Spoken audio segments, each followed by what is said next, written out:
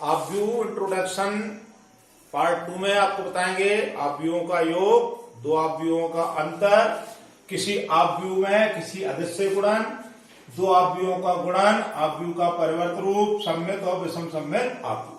ठीक, तो सबसे पहले आव्यूहों का योग। मान लो हमारे पास दो आव्यूह हैं, ए बराबर हमारे पास हैगा A1 A2 B1, चलो यहां पर हम लिख देते हैं A3 A4 और A4। ये हमारे पास एक आव्यूह ये है। दूसरा आव्यूह हमारे पास ये है B बराबर B1 B2 और B3 B4। ये दो आव्यूह हैं, तो इन आव्यूहों का आपको क्या करना है? योग करना है। योग करने के लिए लिख लेंगे A प्लस B बराबर, और ऐसे लिख लेंगे A1 A2 और A3 A4। ये आव्यूह के अवयव लिख लिए, बीच में प्लस का निशान, B1 B2 और B3 B4। आसान होता है, पहले आव्यूह का पहला अवयव और दूसरे आव्यूह का पहला अवयव ये दोनों जुड़ जाएंगे, तो क्या आ जाएगा? A1 plus B1। फिर पहले आव्यूह का दूसरा अवयव और दूसरे आव्यूह का दूसरा अवयव ये दोनों जुड़ जाएंगे, A2 प्लस B2। इसी प्रकार पहले आव्यूह का तीसरा अवयव और दूसरे आव्यूह का तीसरा अवयव ये भी जुड़ जाएंगे, A3 प्लस B3 और A4 प्लस B4। इस तरह से दो आव्यूहों को अब लोग क्या करते हैं? जोड़ लेते हैं। दो आव्यूहों का अंतर निकालेंगे, इन्हीं का अंतर निकाल लो।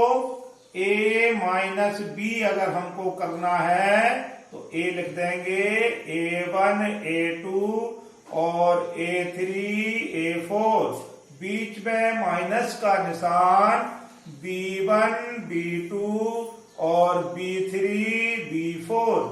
आसान है, कहीं कुछ एक्स्ट्रा ऐसा नहीं है स्पेशल, सीधा हो जाएगा। A माइनस B बराबर जैसा योग में करते हैं वैसे अंतर में करेंगे। पहले वाले में से पहले आव्यूह के पहले अवयव से दूसरे आव्यूह के पहले अवयव को घटा दो, A1 माइनस B1, फिर इसमें से इसको घटा दो, A2 minus B2, A3 minus B3 और A4 माइनस B4। ये मैंने A1 B1 और A2 B2 C2 में ले लिया है। अभी आप अंकों में करेंगे तो घट के सीधे अंक आ जाएंगे। ठीक है, तो ये आव्यूहों का योग और ये हो गया आव्यूहों का अंतर। अब किसी आव्यूह को किसी अदिश से गुणन करना है। अब हम आपको बता रहे हैं किसी आव्यूह का किसी अदिश से गुणन। तो हमने मान लिया, आपको यहां पर कोई एक आव्यूह मान लिया, A बराबर मान लिया 2 3 4 0, और इसमें किसी अदिश से गुणन करना है। 3A का हमको क्या निकालना है? मान निकालना है। ये अदिश से हमको क्या करना है? गुणन करना है। तो इसको ऐसे लिख लेंगे 3A बराबर 3 और एक ही जगह लिख देंगे 2 3 4 0। ठीक है, बस अब जो 3 है इसका सभी अवयवों के साथ मल्टीप्लाई हो जाएगा।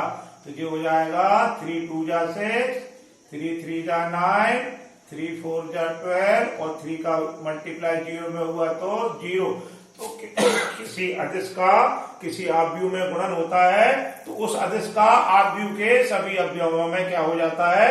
गुणा हो जाता है। 3 दूनी 6, 3 तिया 9, 3 चौको 12, 0 और 0। तो हमने आपको बताया आव्यूहों का योग, आव्यूहों का अंतर और किसी अदिश का आव्यूह में गुणन। अब आपको चौथा पॉइंट बताते हैं, दो आव्यूहों का गुणन। जब दो आव्यूह दिए हैं तो उनका गुणन कैसे करेंगे, ये इंपॉर्टेंट है। ये आपका आगे तक चलेगा, आगे तक की एक्सरसाइज में चलेगा। और इसी में हमारे स्टूडेंट से क्या होती है? गलती होती है। तो आव्यूह का गुणन आपको थोड़ा गौर से देखिए, थोड़ा गौर से सीखना है। ठीक है, तो इसको हम लोग क्या करेंगे, थोड़ा सा गौर से सीखना। गौर से तो सभी कुछ देखना है, अगर आपने गौर छोड़ दिया तो फिर सब कुछ आपको नहीं आएगा। अब हम दो अवयवों का गुणन कर रहे हैं, तो लेंगे इसको हम a बराबर ले लो a1 a2 और a3 a4, और b बराबर ले लो आप, b बराबर दूसरा अवयव ले लो b1 b2 और b3 और b4। अब इनका गुणन करना है। गुणन में अपन लोग बीच में ऐसे नहीं लगाएंगे निशान, ठीक है, सीधा ए बी करना है तो इसको ऐसे लिख लेंगे ए बी, और अगर ए पहले है तो पहले ए ही लिखा जाएगा, तो ए हो जाएगा आपका a1 a2 a3 a4, और b इसी के बगल में से लिख लो b1 b2 b3 और b4।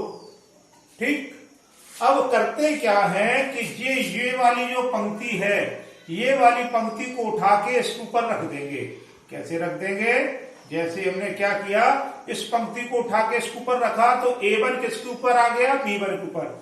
ये हमने क्या किया, इस वाली पंक्ति को उठा के इस पर रख दिया। ठीक है, इसको उठा के ऐसे रख दिया तो a1 किसके ऊपर आ गया, b1 पर, तो a1 और b1 का गुणा हो जाएगा।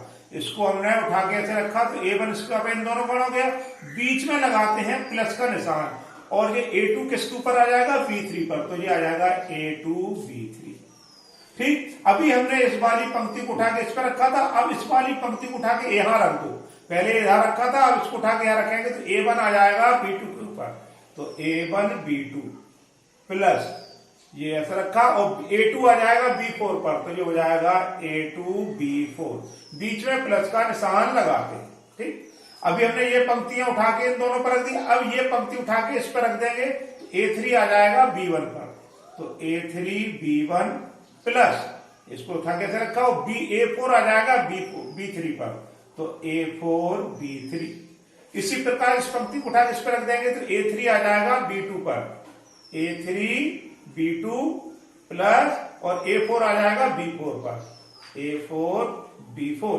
इस तरह से दो अवयवों का क्या होता है, गुणन होता है। तो एक बार देख लो, ये वाली पंक्ति को उठा के इस पर रखा, a1 आ गया b1 पे, तो a1 b1 का गुणा, बीच में प्लस का निशान, a2 आ गया था b3 पर, तो a2 b3। फिर उसको उठा के हमने इस पर रखा, a1 और b2 का गुणा हो गया, और a2 और b4 का गुणा हो गया, बीच में प्लस का निशान। इसको उठा के इस पर रखा तो a3 और b1 का गुणा हो गया, और a4 और b3 का गुणा हो गया, बीच में प्लस का निशान। इसको उठा के इस पर रखा, a3 और b2 का गुणा हो गया, बीच में प्लस का निशान, a4 और b4। इस तरह से दो अवयवों का क्या हो जाता है, गुणन हो जाता है।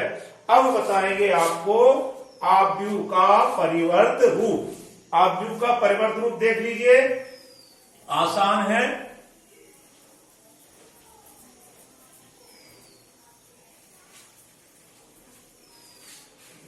अब अवयव के परिवर्त रूप में कोई अवयव a दिया है, मान लीजिए कोई अवयव a दिया है, और a बराबर दिया है 1 2 3 4 5 6 7 8 9। इसका हमें क्या निकालना है, परिवर्त रूप निकालना है। तो परिवर्त रूप को हम AT से प्रदर्शित करते हैं, ट्रांसपोज, अवयव का ट्रांसपोज, परिवर्त रूप को AT से प्रदर्शित करते हैं। ठीक है, तो ये क्या हो जाएगा आपका, जो पंक्ति होती है उसको कॉलम में बना देते हैं। ये पंक्ति है 1 2 3, इसको क्या करेंगे, खड़ा कर देंगे। तो 1 2 3 को खड़ा कर दो, 1 2 3, ये ऐसी थी, इसको उठा के ऐसी खड़ी कर दी। 4 5 6 को खड़ा कर दो, 4 5 6 6 7 8 9 है, इसको यहां खड़ा कर दो, 7 8 9। ये बन गया अवयव A का परिवर्त रूप, इसको कहते हैं A ट्रांसपोज। ठीक, अब क्या करेंगे, अगला है सममित तथा विषम सममित अवयव। सममित अवयव देख लो, ऐसा अवयव जिसका परिवर्त रूप निकालें और लौट के वही अवयव आ जाए। एक उदाहरण से आपको बताएंगे, ऐसा अवयव जिसको अपन लोग क्या करें, जिसका अपन लोग परिवर्त रूप लिखें और लौट के वही आव्यूह आ जाए, तो वो वाला आव्यूह क्या कहलाता है, सममित आव्यूह कहलाता है। देखिए जैसे हमने एक आव्यूह ले लिया, a बराबर हमने ले लिया 1 3 3 0, ठीक। अब हमने क्या किया, इसका परिवर्त रूप निकाल लिया, ए ट्रांसपोज निकाल लिया, ए ट्रांसपोज, और इसको ए डैश से प्रदर्शित करते हैं। तो हमने ए डैश निकालने के लिए हमने आपको क्या बताया था कि पंक्ति को क्या कर देंगे, कॉलम में बना देंगे 1 3, और इस पंक्ति को भी अपन क्या कर देंगे, खड़ा कर देंगे 3 और 0। तो देखो जब हमने a बराबर दिया था 1 3 3 0 और इसको हमने परिवर्त किया तो 1 3 ऐसा आ गया और ये ऐसा आ गया, तो देखिए वही आव्यूह आ गया 1 3 3 0 1 3 3 0, तो a बराबर क्या आ गया, a डैश। इसका मतलब ये हो गया कि जो ये a है ये क्या कहलाएगा, सममित आव्यूह कहलाता है। अगर कोई आव्यूह दिया है उसका परिवर्त रूप निकालो, पंक्तियों को कॉलम में बदल लो और लौट के वही आव्यूह बन जाए, तो क्या कहलाएगा आपका ऐसा आव्यूह, ये वाला आव्यूह क्या कहलाएगा, सममित आव्यूह कहलाता है। अब आ जाइए विषम सममित। कोई आव्यूह आपको a बराबर दिया है, विषम सममित में क्या होता है, विषम सममित की प्रॉपर्टी थोड़ी सी चेंज है। इसके लिए हम एक एग्जाम्पल ले लेते हैं, तो एग्जाम्पल से आपको समझ में आ जाएगा।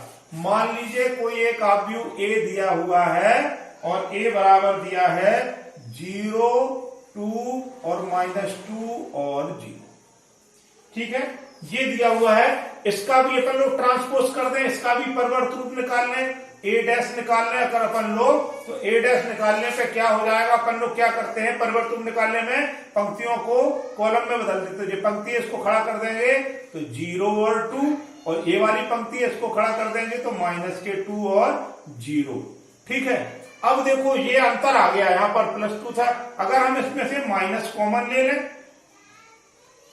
इसमें से माइनस कॉमन ले लिया तो 0 2 और -2 और 0, तो देखो जो ऊपरी वाला बन गया कि नहीं बन गया।